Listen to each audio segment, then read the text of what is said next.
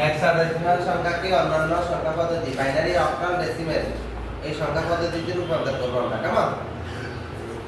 আমাদের শীটের 18 নম্বর পেজ, মনোযোগ দাও। T.CF এটা কি সংখ্যা? এটা হেক্সাডেসিমাল থেকে বাইনারিতে যাব। প্রথমে কিসে যাব? বাইনারিতে। হেক্সাডেসিমাল টু বাইনারি কয় bit? 4 bit. Hexa to binary 4 bit, octal to binary 3 bit. Hexa to binary কয় বিট? 4 বিট। কি কি মনে আছে? 1 এর ডাবল 2, 2 এর ডাবল 3, 4, 4 এর ডাবল 8। এখানে 60টা সংখ্যা নিছি না, 1 2 3 4। কয়টা সংখ্যা? এই 60টা পর্যন্ত দিছি। আর অক্টাল হইলে এটা নিতাম না, 3টা নিতাম। অক্টাল টু বাইনারি যে 1 2 4, আর হেক্সা টু বাইনারি যে 1 2 4 8। মানে 1 এর ডাবল 2, 2 এর ডাবল 4, 4 এর ডাবল 8। বুঝছেন? এই হেক্সার প্রত্যেকটা মানের জন্য 4 বিট করে বাইনারিতে যাইতে হবে। প্রত্যেকটা মানের জন্য 4 বিট। এখন তুমি এইটা ভুলে যাও কেন যে হেক্সা টু বাইনারি 4 বিট? তোমার হেক্সার সর্বোচ্চ ডিজিট কত? 16।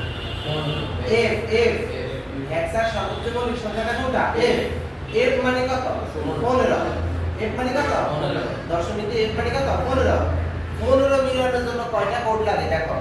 8 এর আসারে 12, 12 এর 2 14, 14 এর আগে 60টা রাখছে না 15 জন্য। এই কারণে হেক্সার কিন্তু বাইনারি 4 বিট। 60টা ডিজিট লাগে। হেক্সার সর্বশেষ মৌলিক চিহ্ন যেটা, ওইটা মিলানোর জন্য 60টা ডিজিট লাগে। এই কারণে হেক্সা টু বাইনারি 60 ডিজিট। আর অক্টালের সর্বোচ্চ বেস কত? 7।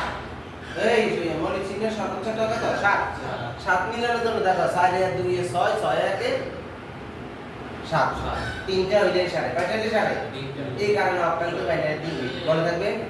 তাহলে hexa to binary 4 bit, octal to binary 3 bit. এটা ভুল হবে না। এখন আমরা প্রতিটি মানের জন্য বাইনারি কোড লিখব 4 বিট করে। এর মান কত? আমরা তো জানি 9 এর পরে a বলি। 9 এর পরে কি?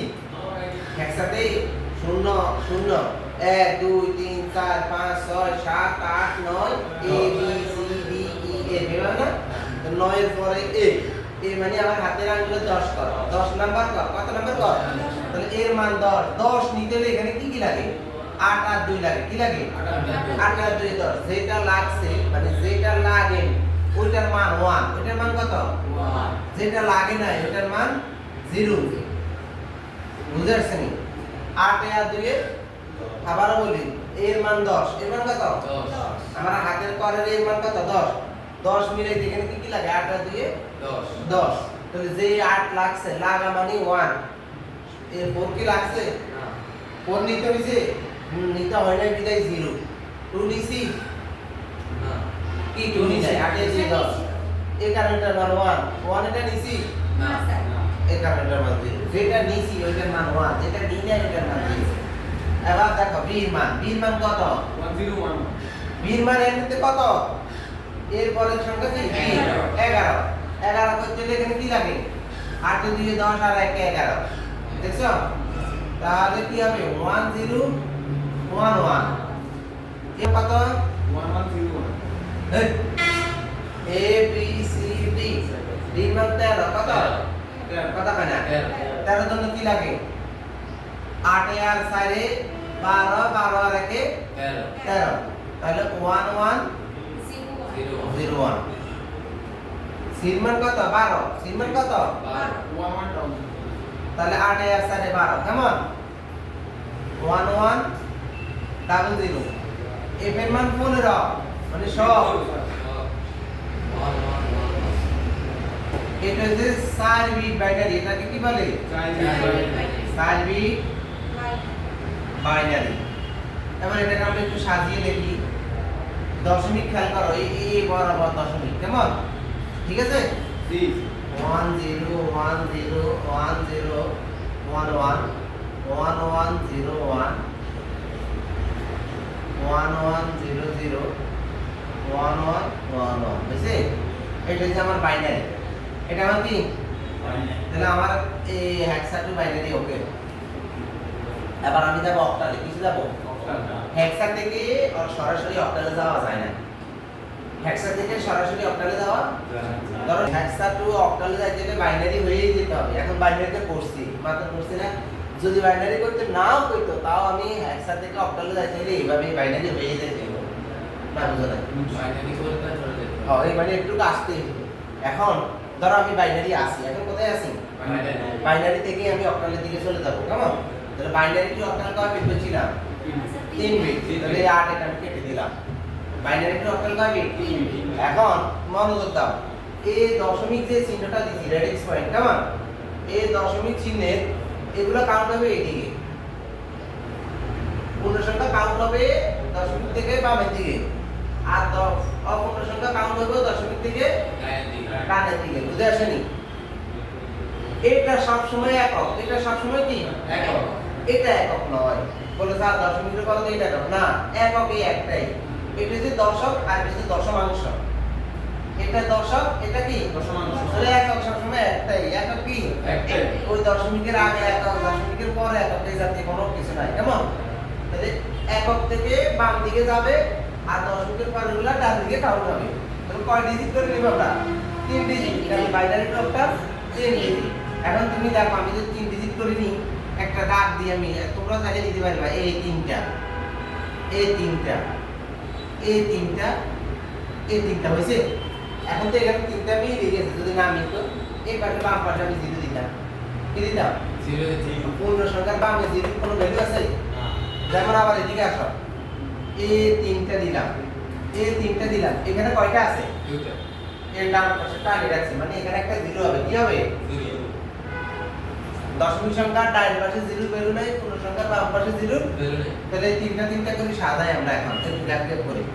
1 0 1 0 1 0 3 4 1 1 0 1 পয়েন্ট 1 1 0 0 1 1 1 1 a 0 দিলাম। এটা হচ্ছে 3 বিট বাইনারি। কয় বিট? 3 bit binary. আগেরটা তো বাইনারি ছিল, আগেরটা কি ছিল? ওটা থেকে 3 বিটে কনভার্ট করছি। এবার দেখো 1 মানে আছে, 0 মানে নাই, খেয়াল আছে নি? হ্যাঁ, এই 1 মানে এটা 4 আছে, পর সংখ্যা নাই, পর সংখ্যা আছে, তাহলে 4 আর 1 কত হইছে? কথা মানে তাহলে এটার মান মানে কত? 5 মানে এখানে এটা মাঝখানেরটা, তাহলে কত? 2। এটা 3 ডিজিট, 3 ডিজিট 7। প্রথম ডিজিট শেষ ডিজিট 5, প্রথম 2 ডিজিট 6, কত? 6 শেষ 2 ডিজিট 3, প্রথম 2 ডিজিট 6। তাহলে আমার ভ্যালু আসছে 5 2 7 5। এই 5 এর পরেই কিন্তু দশমিক। হ্যাঁ, 6 3 6, এটা হচ্ছে আমার অক্টাল। তাহলে আমার হেক্সা থেকে বাইনারি হইছে অক্টাল হইছে। A B D point C F 16 ছিল, কি ছিল? এবার দেখো এই প্রথম ডিজিট, মনোযোগ দাও, প্রথম ডিজিট গুণ বেস, প্রথম ডিজিট গুণ পাওয়ার কত? এখানে সংখ্যা কয়টা? তিনটা পূর্ণ সংখ্যা কাউন্ট করবে শুধু। পূর্ণ সংখ্যা কয়টা? 3টা। তাহলে পাওয়ার সবসময় একটা ডিজিট কম হবে, তাহলে পাওয়ার 2 থেকে শুরু হবে। কত থেকে? 2 থেকে প্লাস পরের ডিজিট গুণ বেস, কমতে থাকবে, কমন নয়, পাওয়ার কমবে, প্লাস পরের ডিজিট গুণ বেস, এই এককের ঘরে আসলে পাওয়ার 0 হবে। কি হবে? মানে 0 1 2, পাওয়ার হিসেবে কি একক থেকে 0, এককের পাওয়ার কত? 0, এটা 1, এটা কত? 2, পরেরটা -1 -2, এভাবে এই দশমিকের জায়গায় প্লাস দিব, শুধু প্লাস দিয়ে যাবো। পরের ডিজিট গুণ 16 পাওয়ার -1, পরের ডিজিট গুণ 16 পাওয়ার -2। ওকে, মানে একক, এককের পাওয়ার আছে 0, এককের পাওয়ার কত? 0। বামের দিকে আমরা 1 2, ডানের দিকে -1। এই 0 থেকে এদিকে 1 2, এদিকে -1 -2, এটা হচ্ছে একক। এটা কি একক ধরা হবে দশমিকের আগের ডিজিট, এক পূর্ণ সংখ্যার প্রথম ডিজিট, কেমন? এর মান কত? 10। তোমরা অনেকে এখানে এ বসাও না, সরাসরি এর মানটা 10 বসে দাও। কেন? আমরা আগে অঙ্কের লাইন লিখবো, পরে ভ্যালু বসাবো। এর মান 10। এবার 16 স্কয়ার, 16 স্কয়ার ক্যালকুলেটর কত আসে দেখো তো? ছয় ছয় ছত্রিশশো ছয়, সাতাশশো তিন, ছয়শো সাত তিন নয়, ছয়শো ছয় 256 হ্যাঁ 256 বি এর মান 11, 16 এর পাওয়ার 1 দিলে 16 কে 16, ডি এর মান 13 কত? যে কোনো সংখ্যার পাওয়ার যদি 0 থাকে মান 1, তুমি ক্যালকুলেটরে দিয়ে দেখতে পারো যে কোনো পাওয়ার সংখ্যার পাওয়ার 0 থাকলে মান 1। সি এর মান 12 কত? ইনভার্স থাকলে দেখো ইনভার্স এই পাওয়ারে মাইনাস এটাকে ইনভার্স বলে কেমন? ইনভার্স থাকলে 1 বাই এই 1 ভাগ চিহ্ন 1 বাই। এবার তোমার 16 কে 16 না এর মান 15, ওই ইনভার্স থাকলে 1 বাই, এবার 16 স্কয়ারে 256, ইনভার্স থাকলে 1 বাই। এবার কাজ যেটা সেটা নিতে বলবো 10 আর 256 যদি আমরা গুণ দিই 2560 কত? 11 আর 16 গুণ দিলে 160, 16 176 কত? 13 আর 1 গুণ দিলে তার একে। এবার দেখেন 12 আর কিন্তু উপরে উপরে গুণ, 12 আর 1 গুণ দিলে 12 কে 12, 12 কে 16 দিয়ে ভাগ দেন 0.75, 15 কে 256 দিয়ে ভাগ দেন এই 15 কে 15 0.58 বলেন আরেকটা বলেন 5 9 9 দুইটা 9 7 সব নিয়ে